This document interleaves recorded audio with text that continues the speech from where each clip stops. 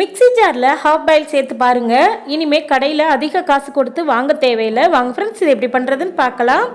இப்போ இது பண்ணுறதுக்காக நான் வந்து பார்த்திங்கன்னா கடாய் எடுத்து வச்சுருக்கேன். கடாயில் வந்து பார்த்திங்கன்னா அரை டீஸ்பூன் அளவுக்கு வந்து எண்ணெய் சேர்த்துட்டு இந்த மாதிரி முட்டையை வந்து ஹாஃப் பாயில் போட்டுக்கலாம். ரெண்டு சைடும் ஒரு செகண்ட் மட்டும் நல்லா திருப்பி திருப்பி விட்டிங்கன்னா நல்லா வெந்துடும். அதிகமாக இதை வந்து வேக வைக்க வேண்டாம். இந்த மாதிரி நான் வந்து பார்த்திங்கன்னா நான் இன்றைக்கி 3 முட்டை எடுத்திருக்கேன்.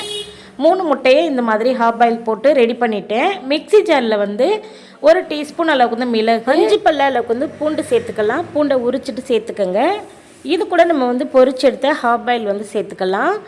நான் வந்து பார்த்திங்கன்னா இன்றைக்கி 3 முட்டை எடுத்திருக்கேன். 3 முட்டை சரியான அளவாக இருக்கும். ஒரு 3லேருந்து 4 பேர் சாப்பிட்லாம். 2 சிட்டிகை அளவுக்கு வந்து உப்பு சேர்த்துக்கலாம். இது கூட அரை எலுமிச்சம்பழத்தோடைய சாறு வந்து சேர்த்துக்கலாம். அதிகமாக புளிப்பு இருக்காது, கரெக்டான ஒரு டேஸ்ட்டில் இருக்கும். இப்போ பார்த்திங்கன்னா இந்த மாதிரி நல்லா பல்ஸ் விட்டு நல்லா நைஸாக அரைச்சிங்கன்னா நமக்கு வந்து சூப்பரான டேஸ்ட்டில் மயோனஸ் வந்து ரெடி ஆயிடுச்சு. அதிகமாக கடையில் போய் காசு கொடுத்து வாங்க தேவையில்லை. நல்லா ஹைஜீனிக்காகவும் நல்லா டேஸ்ட்டாகவும் வீட்டிலே இந்த மாதிரி செஞ்சு பாருங்கள்.